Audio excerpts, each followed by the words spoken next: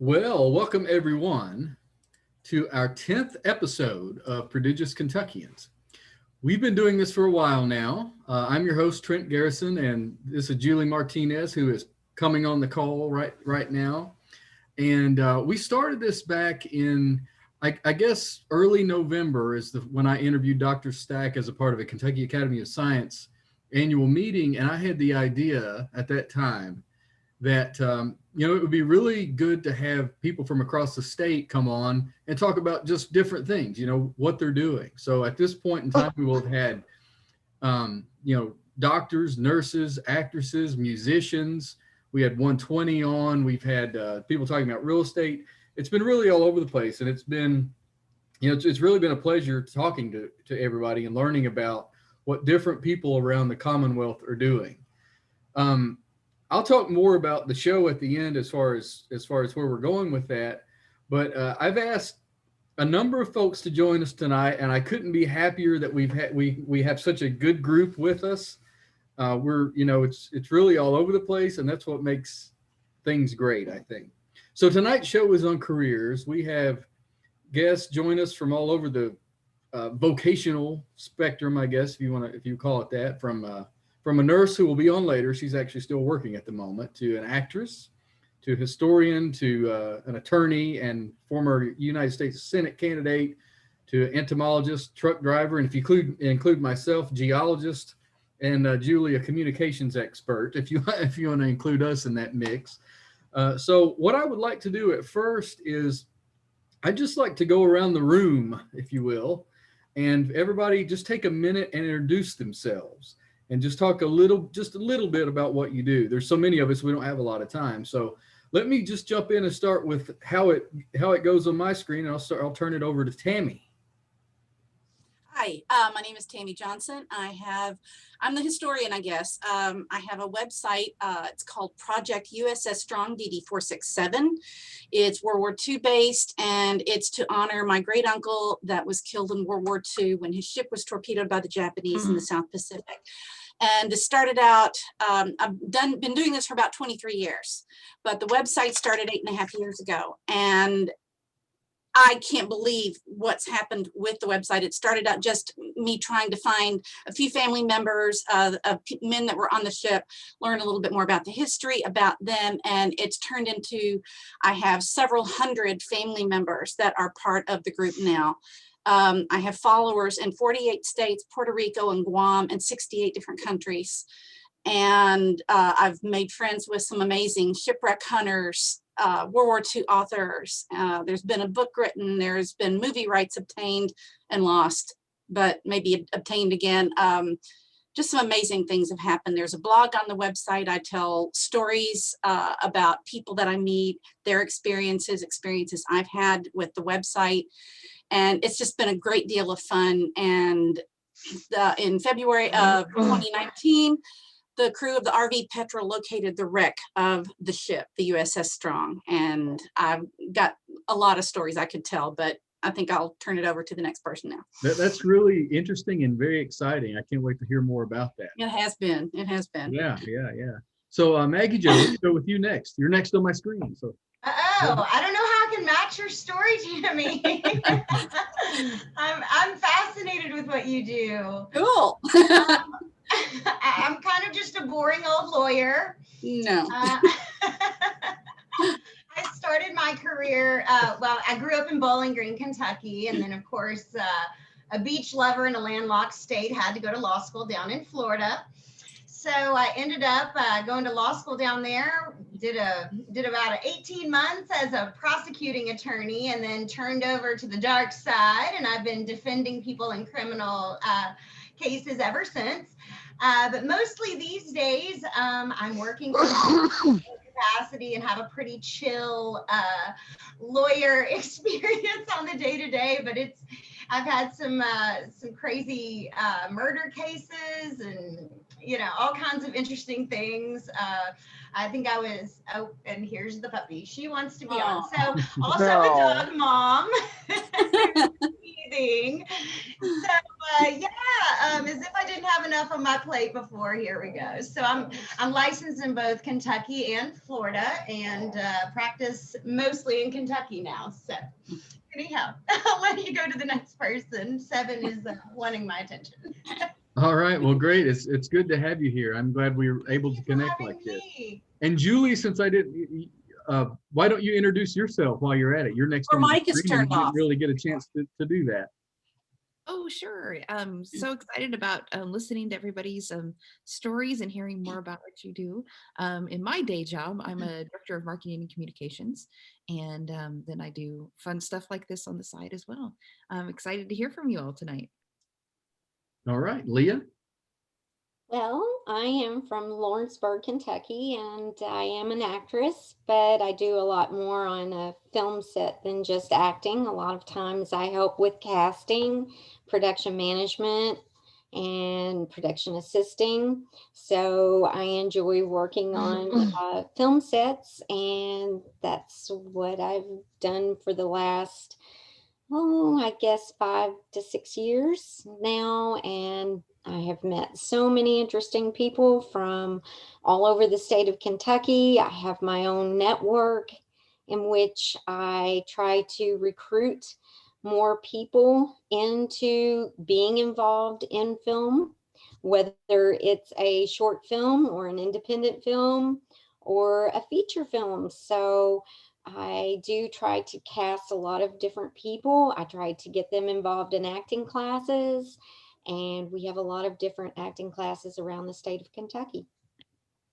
That sounds very cool. And like I said, I'd like to hear more about that. So next up is Blair. Hello, my name is Blair Liano Helvey. I am an entomologist, and I own Idlewild Butterfly Farm and Insectarium in Louisville, Kentucky. We're 3 businesses in one. It started in 2009 as a biocontrol business. So I work with greenhouses and farmers and landscapers and now homeowners with getting folks to use beneficial organisms as a form of pest control instead of chemical insecticides. And then we opened Idlewild Butterfly Farm in 2015. And so, of course, we raise butterflies. We're partnered with the Louisville Zoo. We do their exhibit. We also have a butterfly exhibit at Wilson's in Frankfurt. And we are a USDA permitted insectarium. So we have a containment facility at our location with a number of exotic insects that we use normally for educational purposes when it's not COVID. But we can also sell those to other zoos and insectariums across the country. Very cool. You have a nice background display there. Oh, that's what happens when kids act bad. We want to put the little skull in there. That's actually, can you see the roaches? Yes. Nice. Well, Wow. good Have to a see good you time. again. You're the second person to be on the show twice. So welcome back. Yay. I know. John, you're next. Okay. My name is John Strunk. Currently, I'm a company driver for Phoenix Transportation out of Georgetown.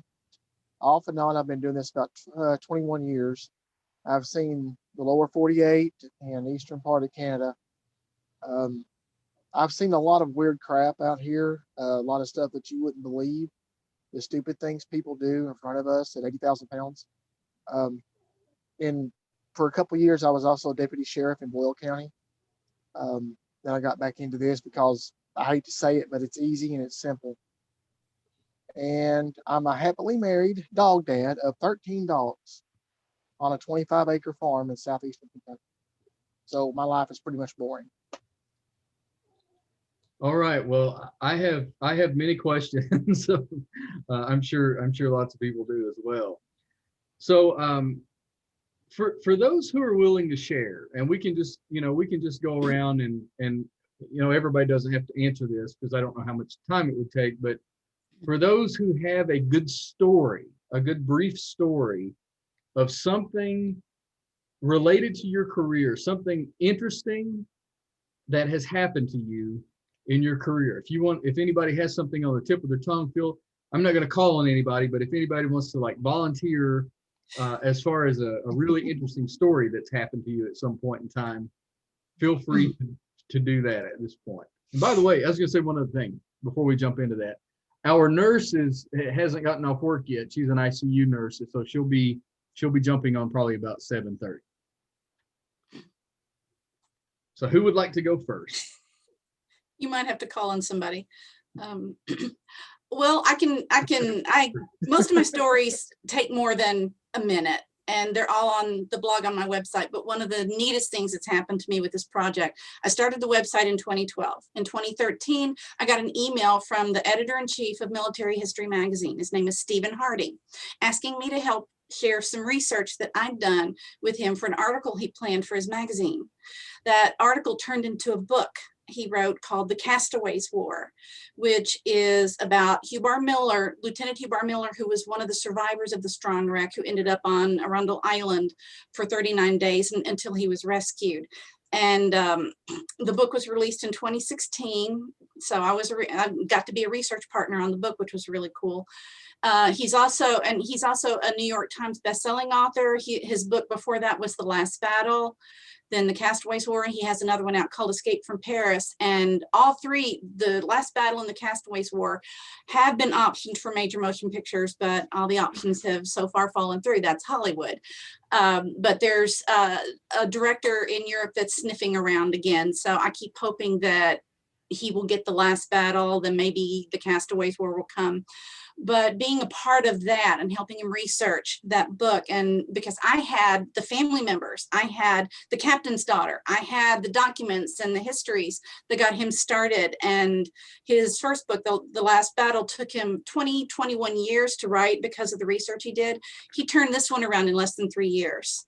So, and it turned out to be a really great book. So that's just one story. And Steve and I are still friends. We email frequently.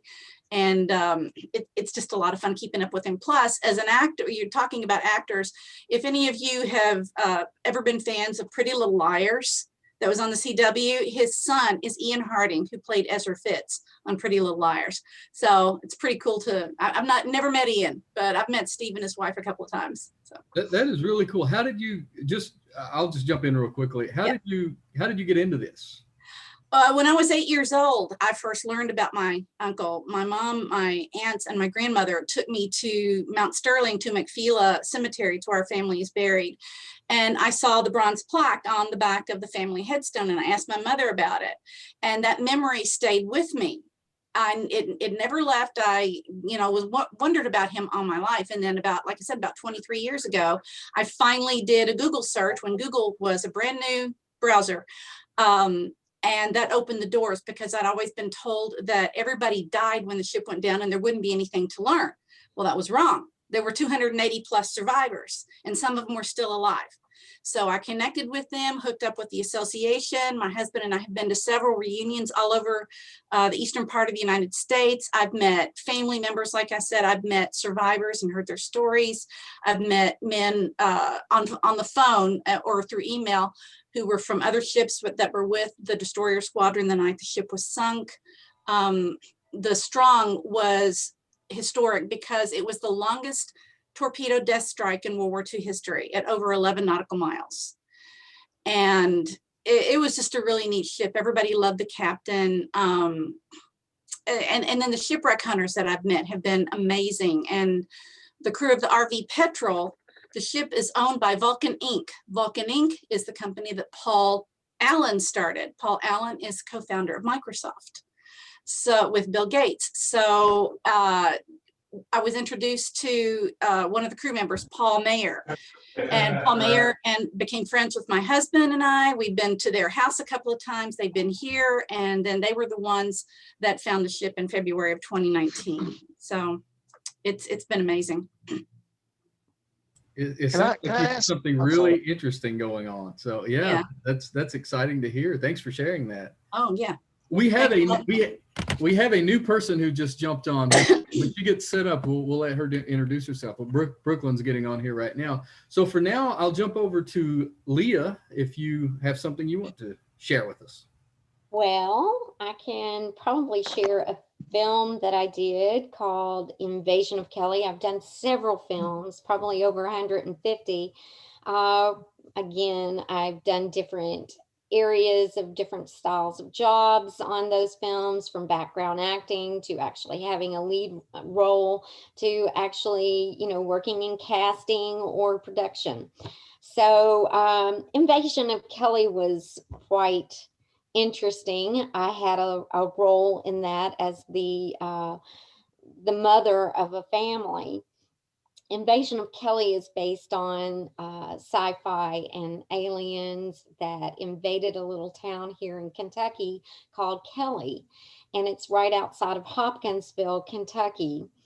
I can tell you it was really interesting working on that film because 60 years to the anniversary of the aliens supposedly landing in Kelly back in 1955, we were experiencing a solar eclipse that marked the X on the map back in 2017. So it was very interesting because we had a lot of people coming into the town of Hopkinsville and the little small town of Kelly, where the aliens supposedly landed. And they were hoping, all these people that were gathering around Hopkinsville and Kelly, they were hoping so much that within that 2-minute time that the solar eclipse was going to show, that the possibility of the aliens were going to land again. So that was pretty interesting. I actually got to be on ABC News with my scream because I was scared of the aliens, and my scream kind of shattered eardrums and definitely went out on the ABC World News. That was pretty intriguing. But I've worked with a lot of neat actors, and I would say probably one of the neatest actors I've gotten to be around is Mark Ruffalo. He's very down to earth, and his movie Dark Waters really thrilled me because I like truthful movies that are based on facts, and I really gathered a lot of information from that movie. Really enjoyed working around a lot of those people who knew so much history that went into the making of that movie. So I would say, those two films really impressed me a whole lot. I know I mentioned Hope Bridge was my very first film that I ever worked on, and that was with Kevin and Sam Sorbo and Boo Boo Stewart. I was an actual stand-in. I wasn't acting in that film, but I was a stand-in. And, that's where I became very intrigued with film, and that was about 6 years ago. Well, that's very cool. I think I'm just speaking for myself. I didn't know that there was I guess some, I don't know if thriving is the right word, but that sort of thing going on in Kentucky. I think maybe a lot of people don't know. It actually was. It started, I think, probably 5 years ago, 6 years ago, and it was starting to really increase. And Ohio was also, at the time, they were making quite a few films, Cincinnati, Ohio, as well as Nashville, Tennessee. So between those three areas, and also Georgia, we were really coming on strong with the film. And then COVID hit, and of course it just kind of wiped everything out at this point in time. So we hope that once we get COVID under control, that everything will come back to life. There are still student films that I try to even get other people involved in around with the universities, with Asbury and Western Kentucky University, UK, U of L, Northern Kentucky University, Moorhead. They all have different film departments, and these students really need places of employment. So it was coming on strong in Kentucky. We were bringing in students from those different locations and placing them in those types of roles as grips and gaffers and people who could actually even use the camera. We had a variety of different students doing a lot of different things on even major league sets. And I hope that it will get to that point to where we are able to bring those students back, because that is key, I believe, in working with the film industry, is working with those students and giving them an opportunity and a chance to, you know, work on those sets. And if they choose to later on go to Atlanta, Nashville, California, then they have that opportunity. But it was nice having that base here in Kentucky to where they were acclimated on the film sets and learning a lot. I act quite a bit when I'm on Zoom meetings. I act like I enjoy myself. So does that qualify me to be to apply for a film or anything? Yes, I absolutely think you should. I have a network that I'm sure you would just fit right in. It's that's another thing, you know. I've got 7,200 people where we were growing on a network called Kentucky Films. I don't know if I can bring that up and show that to you, but I'm going to try. Actually, I put this on there. Can you see that? It's not really coming out very clear, is it? Mm, Oh, no. Let's see. It's not You coming can out. send it to us and we can post it maybe. Yeah, I'll try to do that, but it's a link on Facebook, and it's a group link. So if you join that group link, it's 2 words, Kentucky Films, 2 words, in all caps. And you spell out Kentucky and you spell out films, and come and join that. Again, there's 7,200 people on there, and we tried to get them into acting classes and doing things with people around the state of Kentucky with university films right now. That really gets you more acclimated to working on film sets than anything. And who knows, you may decide that acting might not be your profile. You may want to go with casting or production, or, you know, production assisting, costumes, makeup, grip, gaffer, electrical. There are so many variety of jobs, accounting, you know, so there are so many different types of jobs on a film set. And I know in Cincinnati, they had it well orchestrated to where they had a huge department to where everybody was running different jobs and knew where to go, dealing with the CPAs and the accountants and computer techs and editing.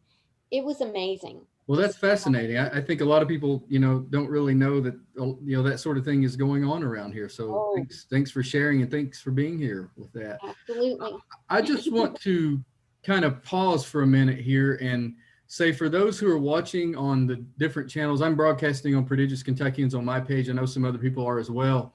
So if anybody has any questions, if you would go to the main page, to the Prodigious Kentuckians page, and post it in the comments, we will try to get to those if we have time. We have a really good crew here. So if you have any questions, feel free to post them and we'll try to get to them. Let me get to Brooklyn Wilson, my friend Brooklyn Wilson, ladies and gentlemen, who just popped on. She is an ICU nurse, and she does lots of amazing things. So why don't you introduce yourself, my friend?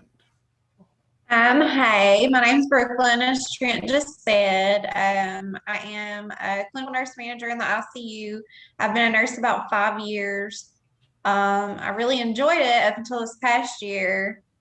And since then, it's been not as enjoyable, but I guess it's a job, so.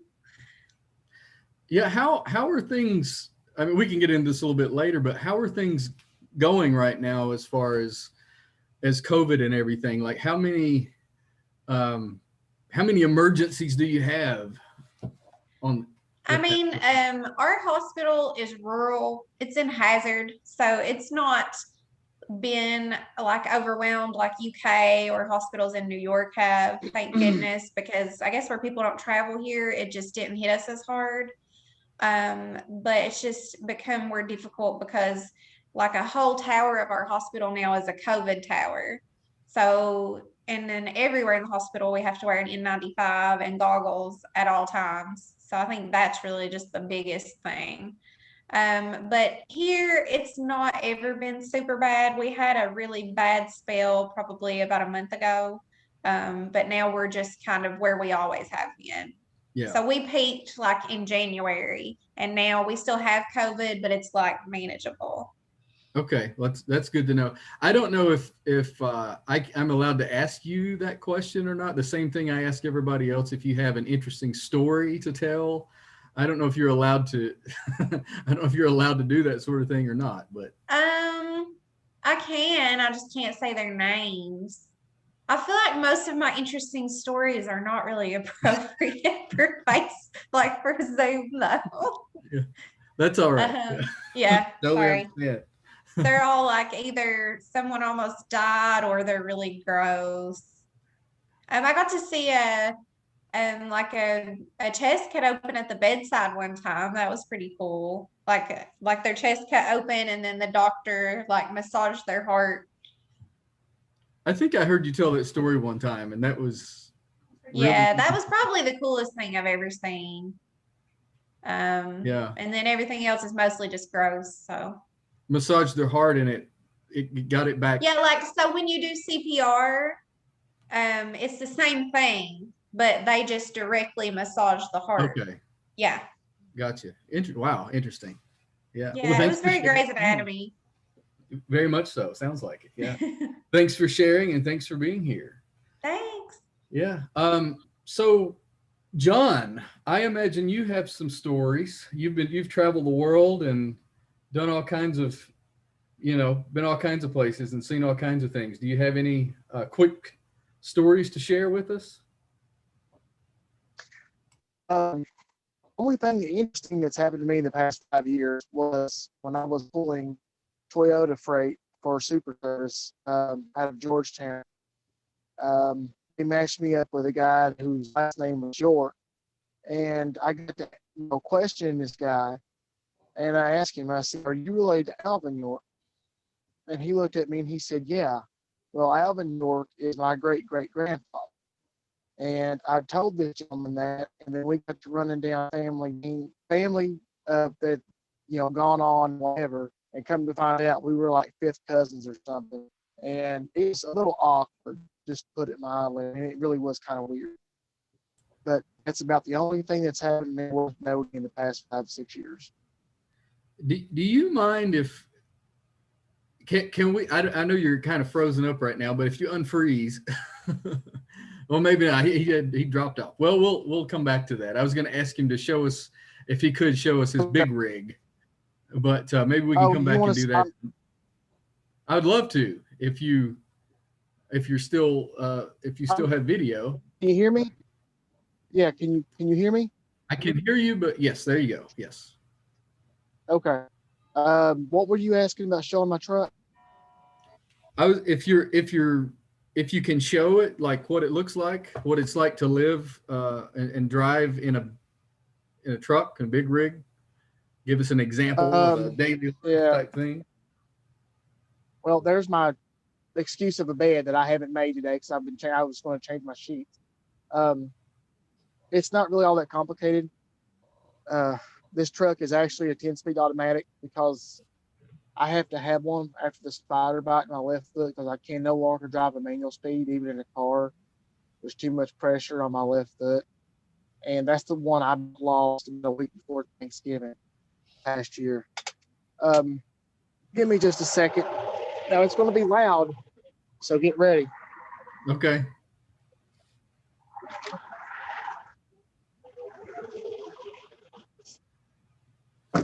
If you can see it, that's basically what it looks like. Very cool, man. That's a nice one.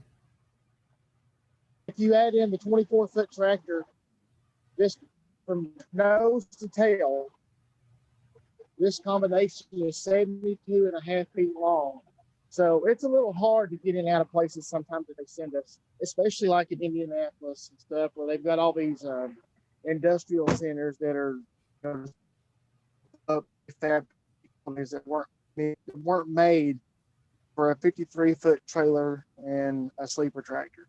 There's been a couple of times I've rubbed, I hate to say this, but little yellow poles, and I don't get along because there's been a couple of times I've bumped into them.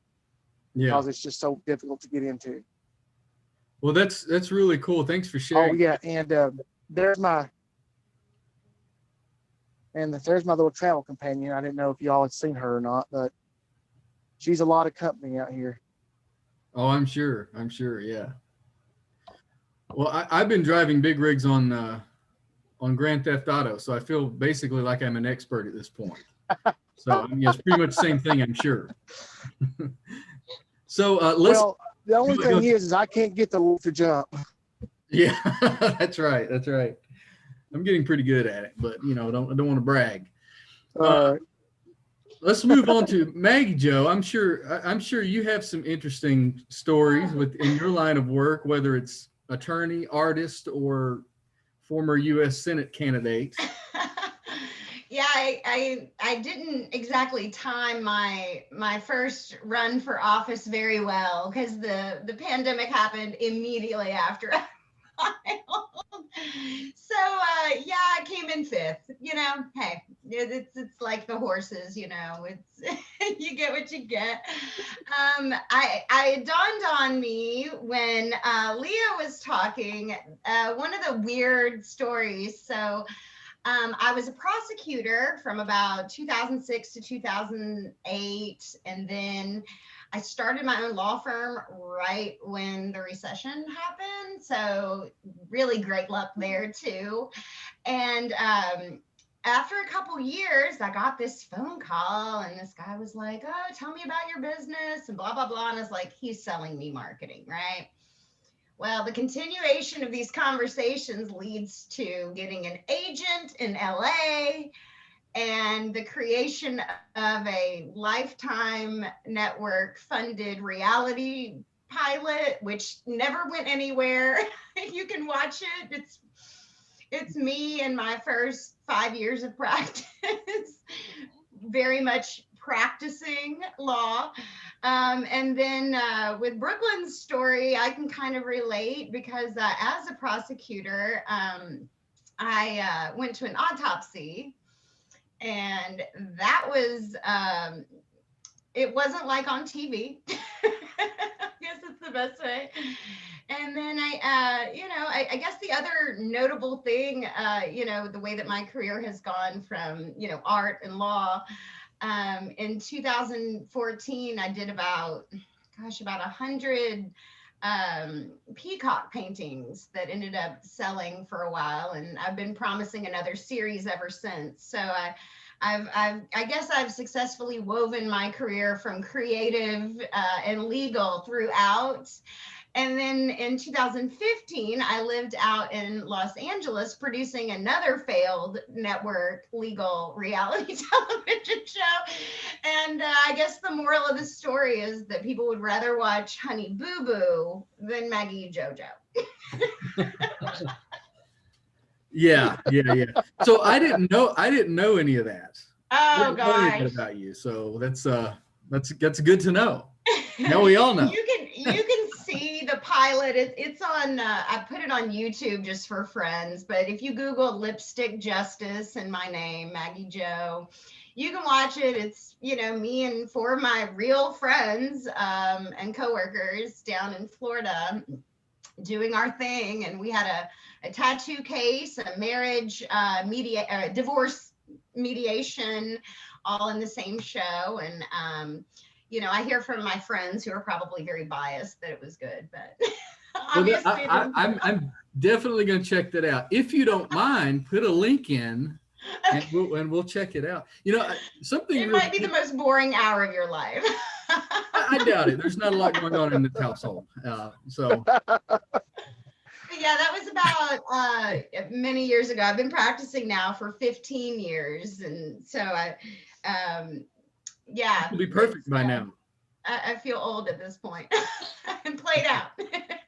So an interesting, very quick story. Since we're sharing things about movies and all that, about a couple of years ago, I was driving back from the vet, and I was somebody called me randomly from LA, and they said they had found me on the internet, somebody like in the geology realm who specialized in karst and sinkholes, and they wanted me to be on a program and create this trailer, basically. Asked if I was interested in something like that, to investigate the world's sinkholes and different holes and things like that, like the big hole in Russia and all this stuff. And I said, wow, that's really interesting. I'm interested in that sort of thing. I certainly think about it. I'd want to hear more about it. He said, great. In 30 minutes, we're going to set up an interview, and I'm going to have my director call you. If you could have your home studio set up by then. And I was like, wait, what? I've never done anything like this. I don't know. But long story short, we did exactly what he asked. And we went through all these things, and, he asked all these questions, and the long story short of it is, it would have been really cool, but that person left, and I don't know whatever happened to it. It's still like apparently pending out there, but I'm from the home of things falling in the ground, because I don't know if you've seen the video of all the Corvettes going into the ground. Good old Bowling Green. I'm actually going to talk about that on a different thing I'm doing next week. I'm going to talk about the Corvette Museum. That is really, really. I was so heartbroken when that happened. Oh, so many people were. It's so sad. Those old cars just destroyed. Millions of dollars went in the hole. Yeah. But the cool thing they did with that is they turned that into a Corvette / karst museum. So now it's a sinkhole museum. We did our Kentucky Academy of Science annual meeting there about 2 years ago, and it was one of the best ones. It was really cool. Y'all know that my son works for the transportation department and was down there at Western studying civil engineering when all of that was going on. And they actually got to go to the Corvette Museum and take a drone and fly it down into that location. Super cool. Yeah, that would have been wicked. If you haven't been there, please check it out for anyone here or anyone watching. It's a really cool place. Yeah. And I've been teaching geology for 15 years now, and sometimes physical geography. And a lot of my students don't even know about Red River Gorge or have never been to Mammoth Cave. Oh, wow. And that I'm amazed by that, because it's basically like those are like two of the best places in the United States. Mm-hmm. I know Brooklyn goes to the gorge a lot. We all go. Love the gorge. Me too. That was our last trip. Pre-pandemic. Do you remember? That was the last, yeah. Like the last thing we did before the world shut down was Red River Gorge. Of course, yeah. And then go to Miguel's or Rock House Brewing afterwards or something like that. That's very cool. By the way, I don't want to derail this too much, but there's a project going on, a proposal to build so many millions and millions of dollars worth of stuff in the gorge.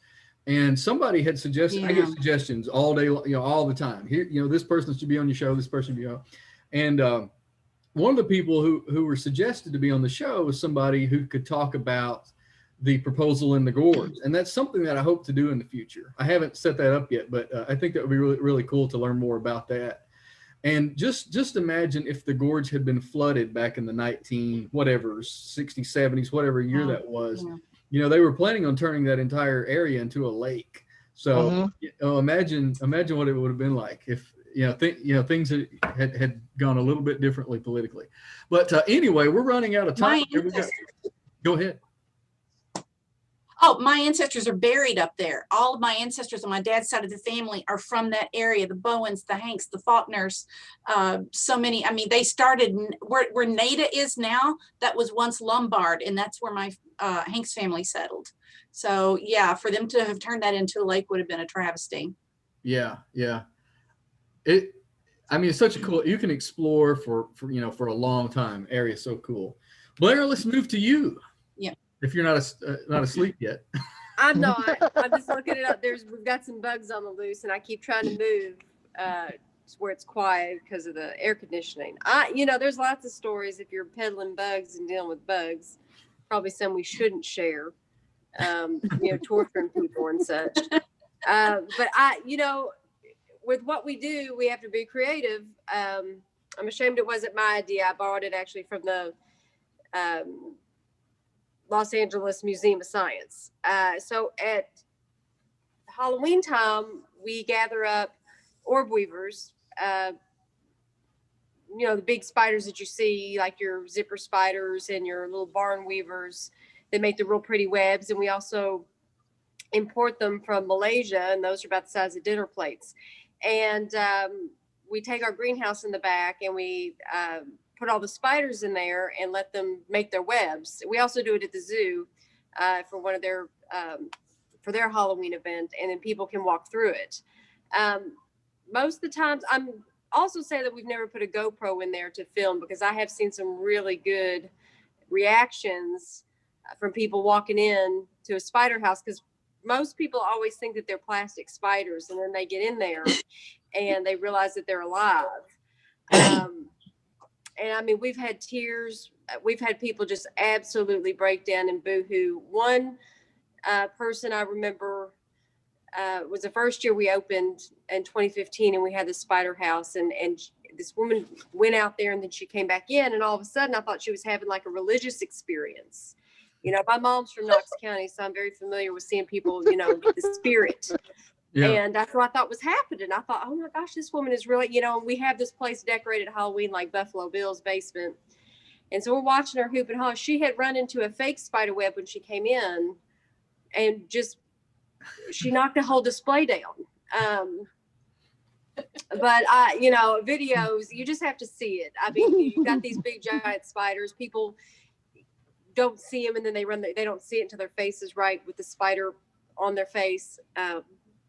And we kind of wanted to up the ante a little bit, put snakes in there too, but I can imagine how that would be mistaken for the Holy Spirit. I can just imagine that. I don't even have to see the video. But I mean, it's just grown men break down and cry. It's just a sight to behold. Cry out of fear, or because they enjoyed it so much? Mostly out of fear. I mean, we've had people, there was one year that we had, I guess it was 2016, and I had quite a few police officers come here because they didn't know what we are. And I got 7 to go outside, and I got 3 to actually go in, and only 2 made it. And surprisingly, women and children always do the best in the spider exhibits, always. 100%.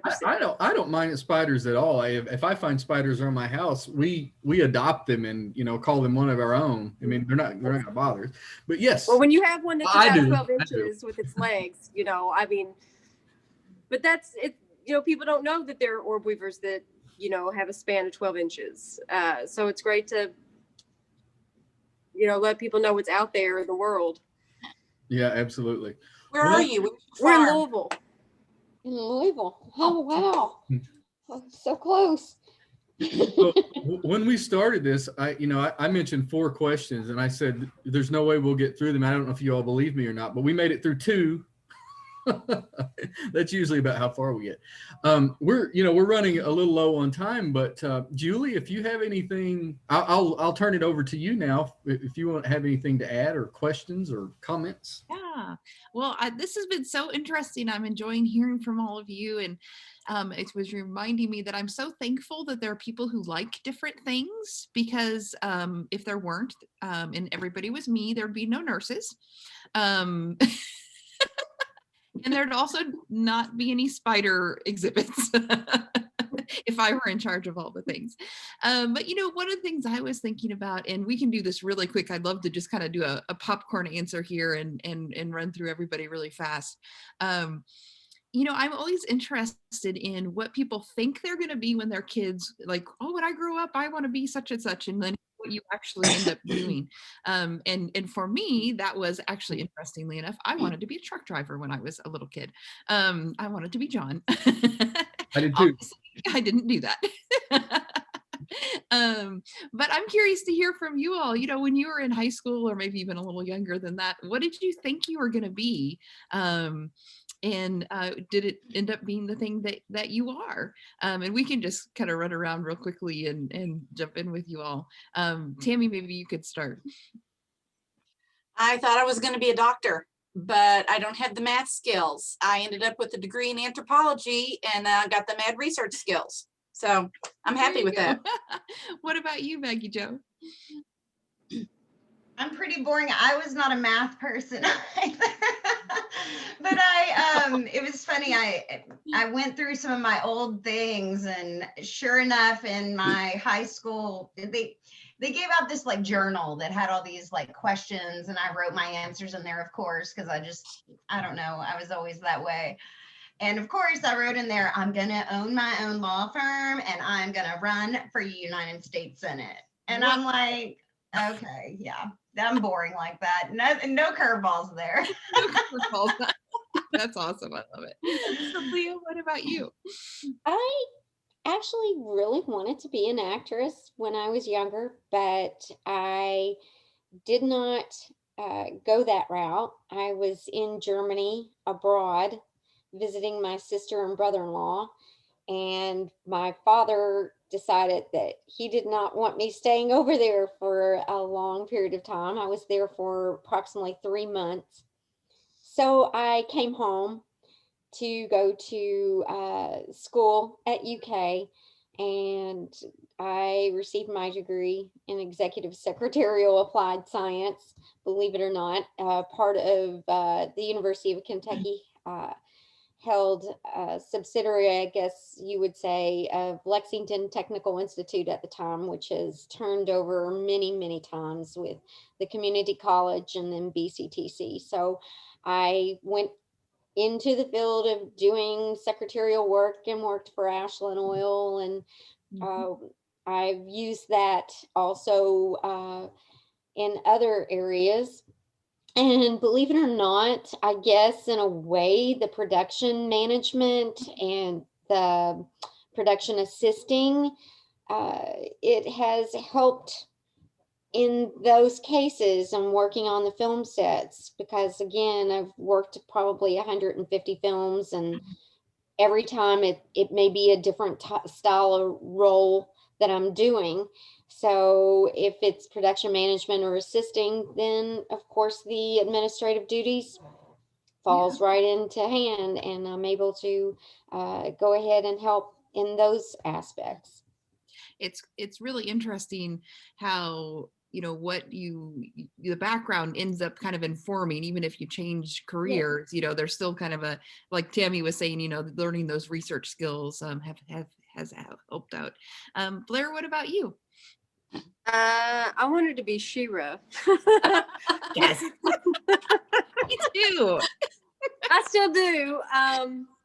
I've actually had several former lives. I always loved bugs, always. And I actually started in music performance. I was a classical violinist and played pipe organ. And when I got in my first year in school, when we had graduate students from Eastman and Juilliard, I thought, well, there aren't any jobs in music. So I picked something else there weren't any jobs in, and that's entomology. And I was a terrible student. I could have graduated with a master's with my bachelor's, and I just wouldn't do the thesis. I served tables for a long time, and I worked in the daytime in oral and maxillofacial surgery. And I wanted to go to dental school. And I applied to dental school and I didn't get in. And then I got a job at the dental school and I hated it. So I went back to serving tables, and then I got knocked up and I had to get a job. So I made one. And here I am, still wanting to be She-Ra. And you accidentally created one of the most influential grassroots organizations in Kentucky, but that's a whole different story. That's a whole different story. See, that's why I don't need, what is it? Idle hands or the devil's workshop. That's right. Winter is a very slow time for me. For anyone who's interested in knowing about that, watch episode 2. We talk a lot about that. Yes. Oh, that's great. I like that. Brooklyn, what about you? Did you have always want to be a nurse, or did you have a original idea? No, when I was younger, well, when I was really little, I wanted to be a country music singer, but that didn't work out because Trent's heard me sing and it's not that great. And then in high school, I wanted to be a social worker, but then I realized that that would involve working with a lot of children, and I really don't like children. So that's why I work in an adult ICU, and I don't deal with children, and it's great. Oh, that's great. Well, it's really exciting to see, the different things that different ones of us do. I have one more question, but I think we might be out of time. Trent, do you think should we wrap up, or do we have time for one more? I'm good as long as everybody else is. I just want to be respectful for everybody's time, but I'm Okay. just hanging out. Well, I just wanted to throw out to you all, and those of you who want to answer it can. I work at a university, and we're often thinking about what students are doing, and how they can select what they want to study. You all were talking about different things you studied. What would be, if you had to give like one sentence of advice to somebody who's thinking about how to choose a career? What would you tell them? How would you encourage them to figure out what they want to do with their lives? Anybody want to just jump in on that one? That's an excellent question. Don't let anybody tell you you can't do it. True that. I love that. No, I would encourage parents also to tap into what their kids are really, really good at. I mean, look at what they're doing early on. I know with us, we were always watching our youngest son, our oldest son, and he always loved Legos. So he was always building. And so we always encourage him to go into an area of architecture or civil engineering and decide. Well, the youngest was always he had a delay in speech, but we were getting him so much help with communication skills, speech therapy and occupational therapy, that he became very vocal and very communicative. And now he's studying broadcasting at Western Kentucky University, WKU. So I would say always look at the child and see what you feel they might want to tap into, what they're good at, and then encourage them to move toward that area. Because you never know, you might be encouraging them to go into that choice that you feel demonstrates their qualities and shows what they can do. Mm-hmm. And if you're older, don't let anybody tell you can't go back to college. I was a non-traditional student, and it was the best thing I ever did. That's awesome. Yeah. I was a non-traditional student as well. I didn't go to nursing school until I was 23. I was 39. And plus, like, there are tons of nurses who go back to become nurse practitioners, in their 40s, 30s, whatever. So I think a lot of colleges are kind of realizing that, because some of them are not very, I don't want to say they're not friendly towards non-traditional students, but it's like it's frowned upon or something if you have to work and go to school. Yeah. And I think that's ridiculous because, some of us have to pay for school. We're the best students. We know. We're not going to sell out because we can't. Yes. So yeah, I agree with that. I know what you mean. Some schools kind of do frown. I don't know that they would necessarily frown on non-traditional students, but they make it more difficult for working people. Certainly, I've experienced that in my time of being. Not frown upon. Like which nursing school is a completely different thing. Like they want it to be your full-time job. So I guess I should have said nursing school specifically. Like they'll tell you need to quit your job and all this stuff, and you obviously don't, because a lot of us don't, and we're fine. That's right. To piggyback off of Leah again, your son's in broadcasting at Western. I studied print journalism. Oh, okay. And then this was a little pre-internet. I don't want to age myself too much. They were just getting into coding and doing HTML whenever I was there. And No kidding. I tell people all the time, if you don't know what you want to do, major in journalism, because it'll give you a taste for everything, because you could go interview people in different aspects of whatever you're wanting to do, whether it's investigative journalism or you want to go talk to a geologist. You got a good excuse to talk to them.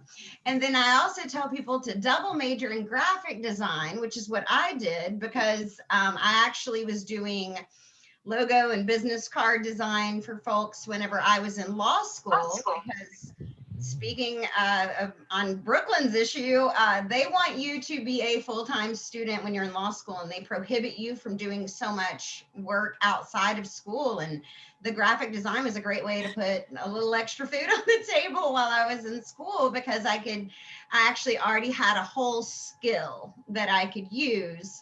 And now you see people that are self-taught game builders and all kinds of cool stuff. And I just think, like, today it's so much easier than when I was there. And, you know, we had to have those bigger computers and more software installation. Now it's all in the cloud, and there's a YouTube video for everything. Well, don't worry, Maggie Joe. I got my first email account my senior year of high school. No, college, not high school. But the only other person I knew who had an email account was my roommate. And so I didn't have anybody to email. Oh, no. I had a really savvy aunt teach us, you know, just type www dot and then whatever you want. But this was when I was like 12 or 13, and my dad, he would get up in the morning, and I was kind of a rotten kid with my cousins, and he'd get up in the morning and be like, wake up, everybody wake up. We got kicked off AOL again. Who was chatting last night? So, yeah, I had an AOL email address for years, and I won't even tell you. Still do. Oh, wow. Since 1995. Get it? Yes. That's awesome. Yeah. I love it. Somebody sent me an email the other day from AOL, and I was like, I didn't even know that was still existing. Is this I didn't know spam? it was still a thing. I have two others, but that's my main one. That's funny. Hey, the boy- Claire, did you have a chance to give us your piece of advice? You could wrap it up for us. I think you should serve tables. And I say that because in a way it is like working for yourself. You get a lot of experience with lots of different situations. There's no shame in the service industry. It's suffering right now, but you know, when I was serving tables, I bought my first house serving tables, and I just kind of but you know, once I got pregnant, my husband was back in school. It just wasn't a very forgiving schedule for us. And I have always been someone that has liked my time more than money. And I don't think you should chase money. I don't. And I have made a career. I don't want to say that I'm wealthy, but my time, I mean, I do put a lot of time in this, but it's my time. And, you know, if it wasn't for COVID, we'd be in Mexico right now, taking people looking at the butterflies. That's just, you know, so we're always adding to this. So it's the freedom to do what I want and to create things. But you know, when I was serving tables, it's like, well, what the hell do I want to do with my life? Who cares right now? You know, we can make enough money and go take a trip and figure it out later. And then there's nothing like a baby to make you figure things out very quickly. But, you know, but I always want to give a shout out to the service industry, because it is a real struggle. It has been a very hard struggle for almost a year now. Bartenders and servers, restaurant owners. So Absolutely. We try to order. but you do get some good life experience there, huh? Yeah, we try to What'd you say? order, you know, twice a week or something like that from local restaurants and local breweries and whatnot. There's a bill that was passed last session that now allows you can just order beer from or wine from whatever winery or brewery you want. Honey, I think people were doing that just back in March. Yeah. At least they were here. They're like, you want to Yeah, drink any food? Sure. You can have it You know. delivered, but now you can have it delivered as of December 14th. I talked with the ABC commissioner the other day. And have it actually delivered. You can have it delivered from, as long as they're set up to do it, you can have it delivered straight from the distillery or brewery or whatever. So that's pretty cool. How And many dry counties do we still have in this state, though? too many. Too many. I mean, that doesn't really seem very American or fair. Mine, Trent's home county, Leslie County. Yeah, still. They're dry. That seems very un-American to me, that Yeah. you're not allowed to do something you want to do. I mean, there's a lot of irony there. But anyway, so we've had a few comments. We'll go ahead and end up. Mike said that he's been here from the beginning and he appreciates the show. So we very much appreciate you from being here. We miss being able to go out and do things in public. So this is what we do until then. John said he wanted to give a shout out to the truck drivers out there. He really appreciates what they do. And of course the nurses as well and everybody else. And my friend Don O'Brien asked if Leah could recommend a course or a resource for screenplay writing. Yes, I just responded to that. If you join Kentucky Films, there's a lot of resources on there. Basically, if you go to the top and you go to the search menu and you type in screenwriting, I'm sure there's going to be certain things that pop up, probably some companies that you might be able to actually go in there and join the link and get a few recommendations through. I know I've told people before who are looking for makeup artists or costumers, go in, do a search. It's just like a database. When you type in that certain word at the very top of the menu on the group link, then you're going to get a ton of information that's going to pop up. People that are recommending people that are recommending companies. So I would definitely go on, join the group link, Kentucky Films. And I also put the link up a few minutes ago. I put that link on there. I think I might have it again, and I can go in there and place it on this post. Well, thank you very much for doing that. We're running a little late on time here, so I wanted to thank everybody for coming and being here. Does anybody have any last minute words of wisdom before we abscond for the evening? Everyone get your COVID vaccine when it's available to you. Yes. That's a very good one. I'm signed up. I'm in 1C. I don't know when that's going to be. It's apparently going to be in I'm February. in 1C. I'm in 1C. Are you still a teacher? Teachers are able to get theirs soon, I'm pretty sure. But I got my first one didn't bother me at all. It was just like the flu shot. My second one, they say, is worse because you have some antibodies from the first one. So I felt really bad for like a day and had like a mild fever. But it's not bad. Get it. It's not a tracking device. That's all right. I'm getting No, mine no. tomorrow, actually. So I'm getting my first shot in the morning. Oh, good. Awesome. Good. That's I'm a awesome. little Yeah. nervous, and I really wanted to ask you about that. So you didn't feel any of the side effects until the second shot. Is that correct? The first one was like similar to the flu vaccine. My arm was really sore. I might have felt like a little bad. If you've already had COVID, a lot of people are having worse reactions to the first shot. Oh boy, But if you haven't had it, have you had it? I don't know. I really Well, don't know. yeah.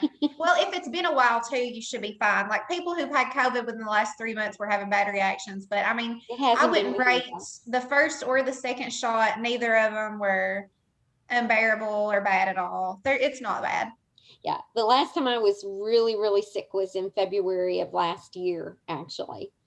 So I don't know if I had it then, Me too.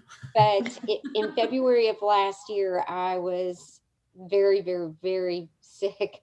So I'm curious as to how this vaccine is going to work tomorrow. The That good, was a year ago, so I would think you should be okay.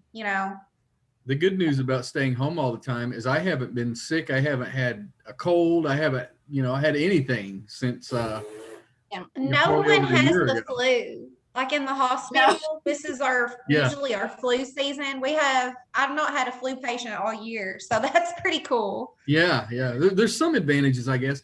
And Yeah. another advantage, we were asked to talk about this last night in a class I'm taking, but we were talking about advantages. And another advantage is it forced a lot of people who did not want to do online stuff to have to learn to do things online. So, you can do online doctor visits, you can do online classes, even for Trials. people who, didn't want to do that sort of thing before.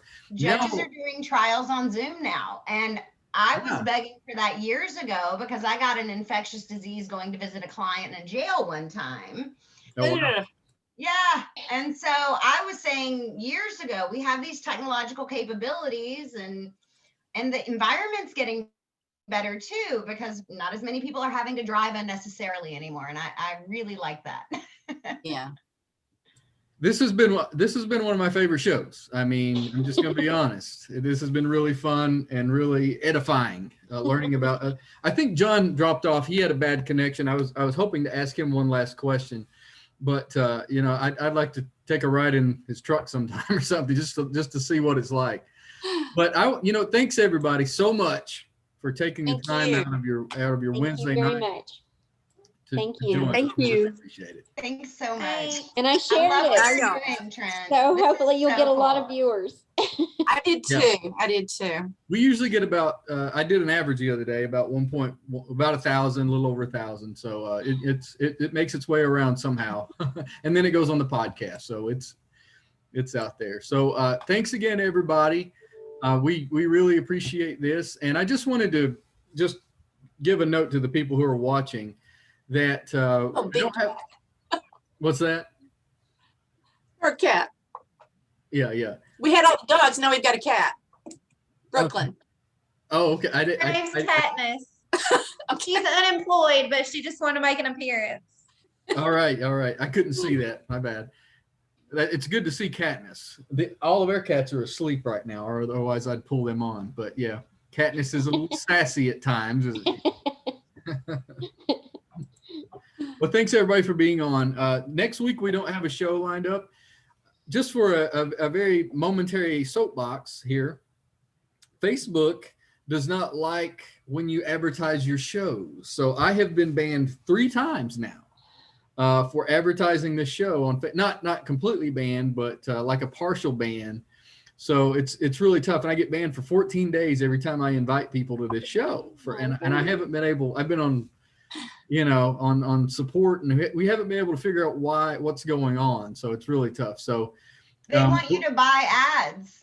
I bought a few ads just to try to make up for it or what if I did something wrong. But anyway, we're not going to have a show next week, and we'll try to come back after that and have a really good one. We've been on for 10 episodes now. We've done things from really all over the place. It's been really fun, really cool, and a learning experience for me.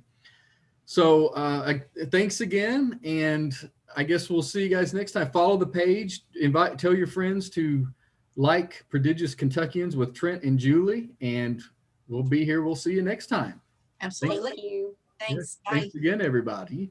Thank you all. Bye Nice to bye. meet you guys. The live stream is off.